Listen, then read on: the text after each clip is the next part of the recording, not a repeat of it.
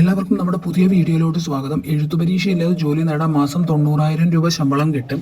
ഡൽഹിയിൽ സർക്കാർ ജോലി നേടാൻ അവസരം. പ്രതിരോധ മന്ത്രാലയത്തിന് കീഴിൽ പ്രവർത്തിക്കുന്ന ഡൽഹി കൺട്രോൾമെന്റ് ബോർഡിലാണ് 3 വിഭാഗങ്ങളിലായി 12 തസ്തികയിലാണ് ഒഴിവ് വിളിച്ചിട്ടുള്ളത്. എഴുത്തുപരീക്ഷയില്ല, ഇന്റർവ്യൂ വഴിയാണ് തിരഞ്ഞെടുപ്പ്. യോഗ്യത സിവിൽ എഞ്ചിനീയറിംഗ്, കുറഞ്ഞത് 6 വർഷത്തെ എക്സ്പീരിയൻസ് ഉണ്ടാവണം. 6 ഒഴിവാണ്. പ്രായപരിധി 45 വയസ്സ്. ശമ്പളം 10 വർഷത്തെ എക്സ്പീരിയൻസ് ഉള്ളവർക്ക് 70,000 രൂപയും 10 മുതൽ 15 വർഷത്തെ എക്സ്പീരിയൻസ് ഉള്ളവർക്ക് 90,000 രൂപയാണ് ശമ്പളം.